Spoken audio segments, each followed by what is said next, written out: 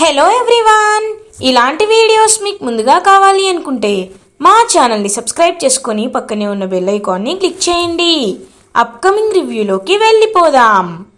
Episode start అవ్వగానే అమర్ని Arvind bye చైర్లో కట్టేసి కిడ్నాప్ చేసి ఉంచుతాడు కదా.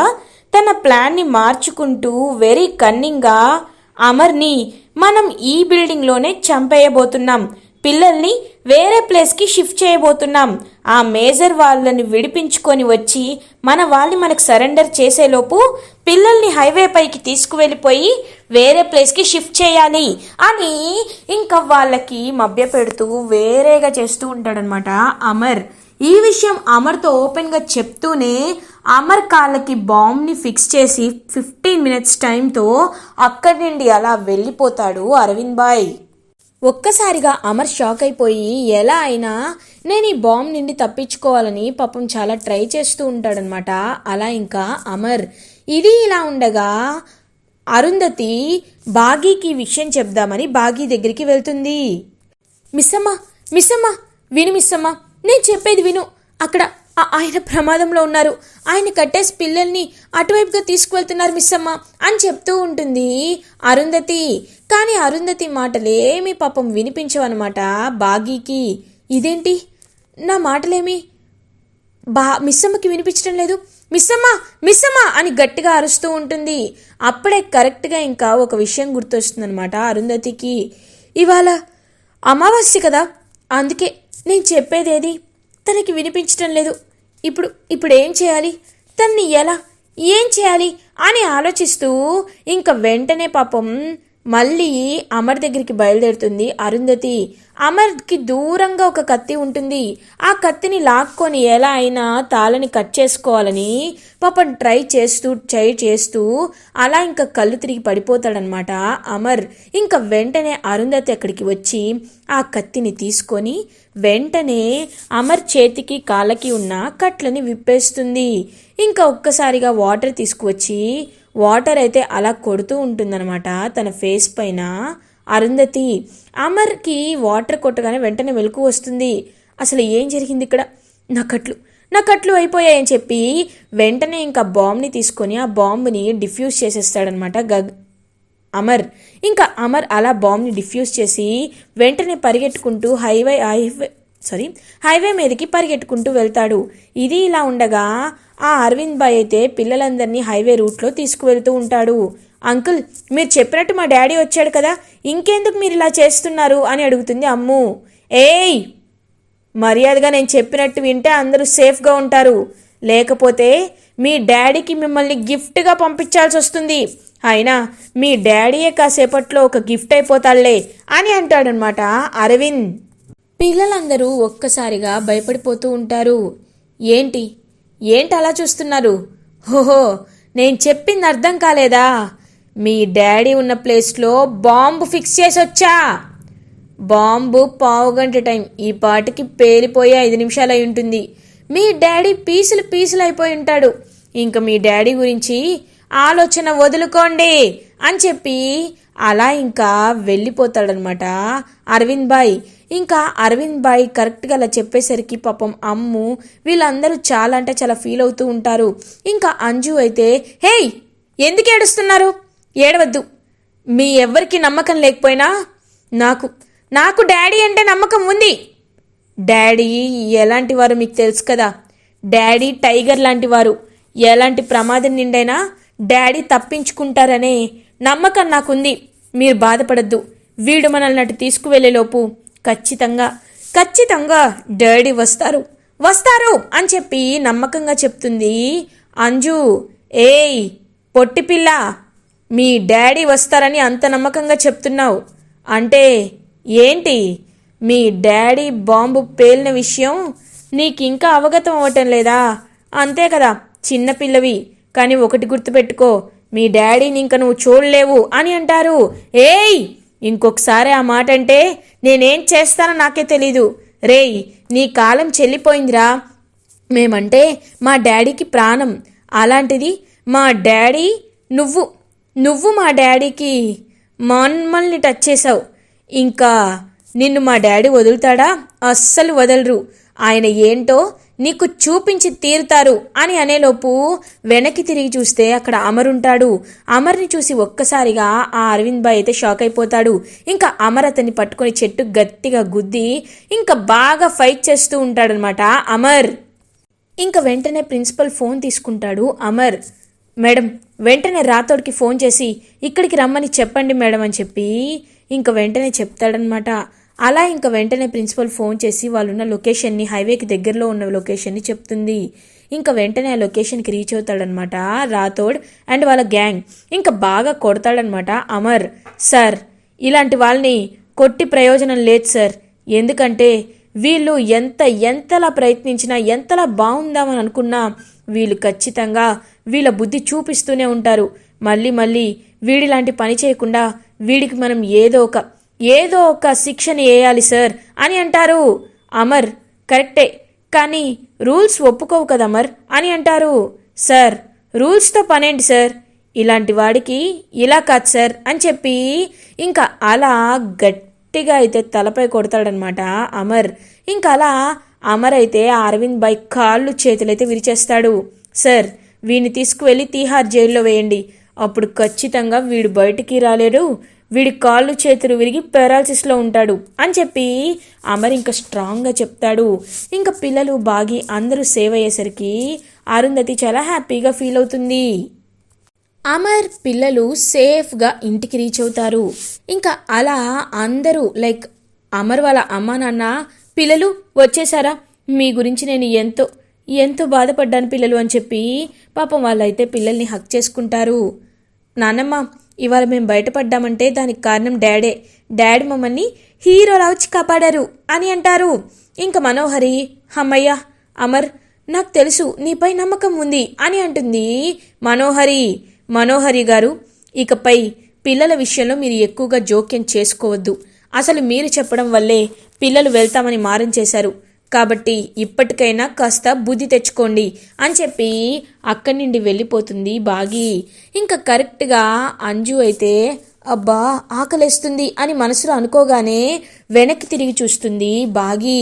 పాపం అరుంధతి అయ్యో అంజుకు ఆకలేస్తున్నట్టుంది, ఇప్పుడు మిస్సమ్మకి ఎలా చెప్పాలి అని ఆలోచిస్తూ ఉంటే వెనక్కి తిరిగి చూస్తుంది బాగి. వెంటనే అంజు దగ్గరికి వచ్చి, అంజు నీకు ఆకలేస్తుందా అని అడుగుతుంది. ఒక్కసారిగా అంజు అయితే షాక్ అయిపోతుంది. ఇదేంటి, నేను మనసులో అనుకున్నది బయటికి ఎలా వినబడింది మిస్సమ్మకి, మైండ్ రీడింగ్ తెలుసా ఏంటి అని అంటుంది. మిస్సమ్మ, పిల్లలు అడగలేదు కదా, ఎలా తెలుసుకున్నావు అని అడుగుతాడు అమర్. ఎలా ఏంటండి, పిల్లల ఆకలి తల్లికి తెలీదా? అయినా పాపం వీళ్ళు ఆఫ్టర్నూన్ నుంచి ఏమీ తినలేదు. ఆ కిడ్నాప్ భయంలో పాపం ఎంతలా నరకం అనుభవించారో ఏంటో. మీరు ఏమీ కంగారు పడొద్దు, మీకోసం ఒక హాఫ్ అన్ అవర్లో లంచ్ రెడీ చేసేస్తాను, ఆలోపు స్నాక్స్ తినండి, ఓకేనా అని చెప్పి ఇంకా అలా పాపం అక్కడి నుండి వెళ్ళిపోతుంది బాగి వైపు ప్రేమగా చూస్తూ ఉంటాడు అమర్. ఇంకా అలా అరుంధతి కూడా చాలా హ్యాపీగా చూస్తూ ఉంటుంది. అదే సమయానికి చిత్రగుప్త అరుంధతి దగ్గరికి వస్తారు. బాలిక, చాలా సంతోషంగా ఉన్నట్టున్నావు అని అంటారు. ఇంకేమీ మాట్లాడకుండా పక్కకు వెళ్ళిపోతుంది అరుంధతి. ఏంటి బాలిక, ఏమిటి అలా ఉన్నావు అని అడుగుతారు. మీరు నాతో మాట్లాడద్దు గుప్తా గారు, ఎందుకంటే మీరు నన్ను మోసం చేశారు, మీరు నాకు అడ్డుపడ్డారు. అసలు మీరు ఇలా నాకు నమ్మక ద్రోహం చేస్తారని నేను అస్సలు అనుకోలేదు గుప్తా గారు, కానీ మీరలా చేశారు. నేను మీతో ఎప్పటికీ మాట్లాడను అని చెప్పి అలా ఇంకా వెళ్ళిపోతుందనమాట అరుంధతి. చూడు బాలిక, నేనలా చెప్పని ఎడలా నువ్వు మీ పిల్ల పిచ్చుకలని, నీ పతిదేవుణ్ణి కాపాడుకునేవాడివి కాదు.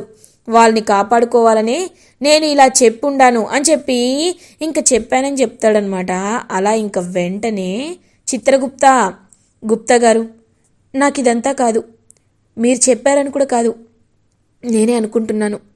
నాకెందుకో ఈ భూమిపై నేను ఉండడం వల్లే వీళ్ళకి ఇలాంటి కష్టాలు వస్తున్నాయేమోనని నాకు అనిపిస్తుంది.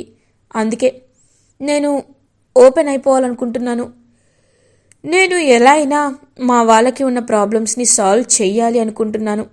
ముందు నేను తెలుసుకోవాల్సింది అసలు మా నాన్న ఎవరు, మా నాన్న ఉంటే ఎక్కడ ఉన్నారు. మనోహరిని తన భర్త దగ్గరికి తీసుకు వెళ్ళాలి. తన భర్తతో మనోహరి ఉండేలా చూడాలి. అంజు బాధ్యతని మనోహరికి అప్పచెప్పకూడదు. అప్పచెప్తే ఖచ్చితంగా తను సరిగ్గా చూసుకోదు. కాబట్టి నేనిప్పుడు చెప్పాల్సింది ఏంటి అంటే అని ఇంకా ఒకటి చెప్తుందనమాట అరుంధతి. బాలిక, అన్ని విషయాలు నీకు ముందు ముందు తెలిసే అవకాశము ఉన్నది. అమర్ అలా ఫ్రెష్ అయ్యి పాపం అలా ఇంకా తన రూమ్కి వస్తాడు. వచ్చి అరుంధతి డైరీని చూస్తూ ఇంకా అరుంధతి ఫోటోని చూస్తూ చాలా అంటే చాలా బాధపడుతూ ఉంటాడు అమర్. ఆరు, నువ్వు నాకు దూరం అయ్యావు. నీ జ్ఞాపకాలు మాత్రం నాకు ఎప్పటికీ దగ్గరగానే ఉంటాయి. చూడు అరుంధతి, నేను ఎప్పటికీ నేను వదులుకోవాలి అనుకోవటం లేదు. నీ జ్ఞాపకాలను బ్రతుకుతూ మిస్సమ్మకి అన్యాయం చేస్తున్నానేమోనని నాకు నిజంగా అనిపిస్తుంది. మిస్సమ్మ చాలా మంచి అమ్మాయి. మిస్సమ్మ అంటే ఎందుకో ఈ ఇంటితో ఎనపడలేని అభిమానాన్ని పెంచుకుంది. అలాంటి అమ్మాయిని నేను భార్యగా అంగీకరించలేకపోతున్నాను. కారణం నేను మర్చిపోలేకపోవడమే.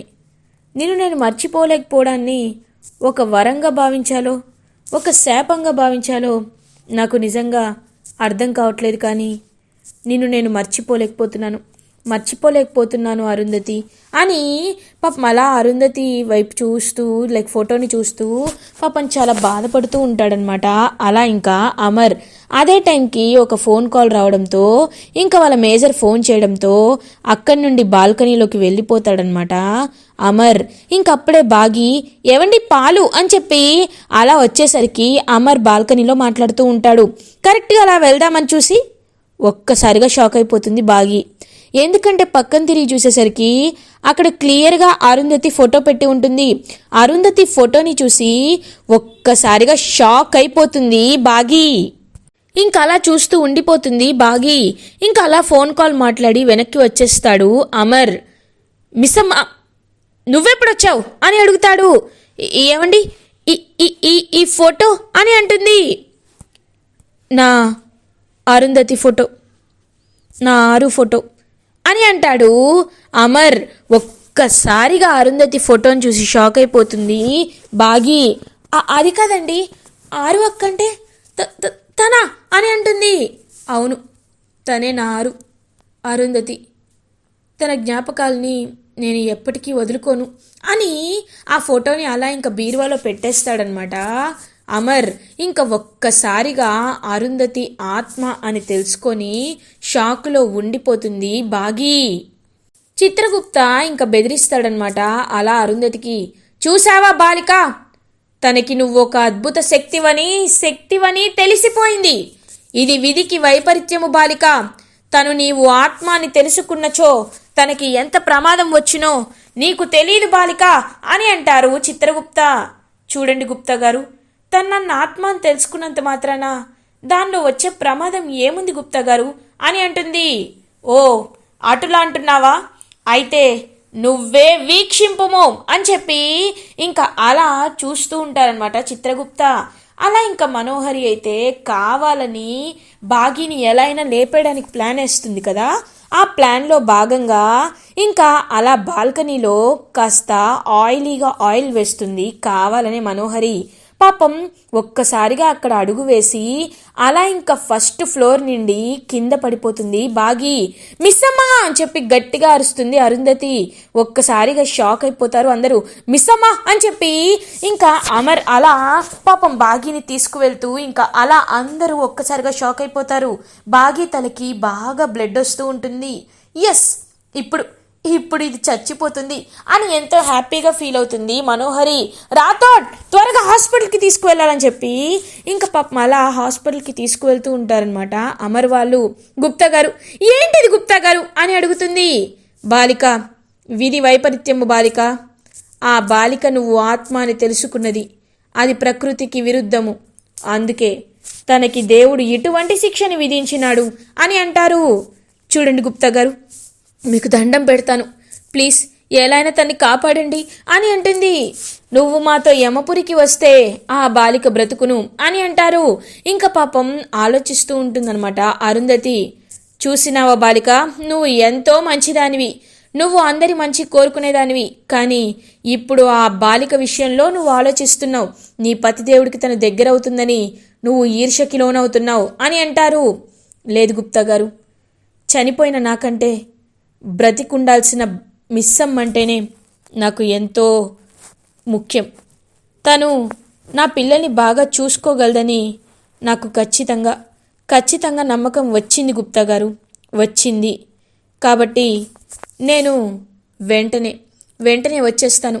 కాకపోతే తను ఖచ్చితంగా బ్రతుకుతుందని మీరు మాట ఇవ్వాలి అని చెప్పి ఇంకలా మాట తీసుకుంటుంది బాగి. ఇంకలా పాపం అరుంధతి బాగి దగ్గరికి వెళ్తుంది. బాగి తలవేపై చేయి వేసి నిమురుతూ ఇంకలా బాగితో మాట్లాడుతూ ఉంటుంది. బాగి కాన్షియస్లో లేకపోయినా తనకు అరుంధతి మాటలు వినపడుతూ ఉంటాయన్నమాట. చూడు మిస్సమ్మ, నాకెందుకో తెలీదు, నేను మాత్రమే నీకు కనిపించాను, నువ్వు మాత్రమే నా మాటలు విన్నావు. మన ఇద్దరి మధ్య ఏ సంబంధం ఉందో నాకు నిజంగా తెలీదు. కానీ ఒకటి మాత్రం నిజం, ఇంట్లో పిల్లలకి నువ్వు అవసరం, ఆయనకి నువ్వు అవసరం. నువ్వనేదానివి లేకపోతే వాళ్ళు ఇన్ని రోజులు ఇంత హ్యాపీగా ఉండేవాళ్ళు కాదేమో. నా స్థానంలోకి నువ్వు వచ్చి అందరినీ బాగా చూసుకుంటున్నావు. ఖచ్చితంగా నా ఆశీస్సులు నీకు ఎప్పుడూ ఉంటాయి. నువ్వు ఎప్పుడు ఇంతే హ్యాపీగా ఉండాలని నేను మనస్ఫూర్తిగా కోరుకుంటున్నాను అని చెప్పి అలా ఇంకా పాపం మాట్లాడి అక్కడి నుండి వెళ్ళిపోతుంది అరుంధతి. ఇంకా పాపం అలా బాగి వెళ్ళిపోతున్న అరుంధతి వైపు చూస్తూ ఉంటుంది. ఇలా ఎపిసోడ్ ఎండ్ అవుతుంది.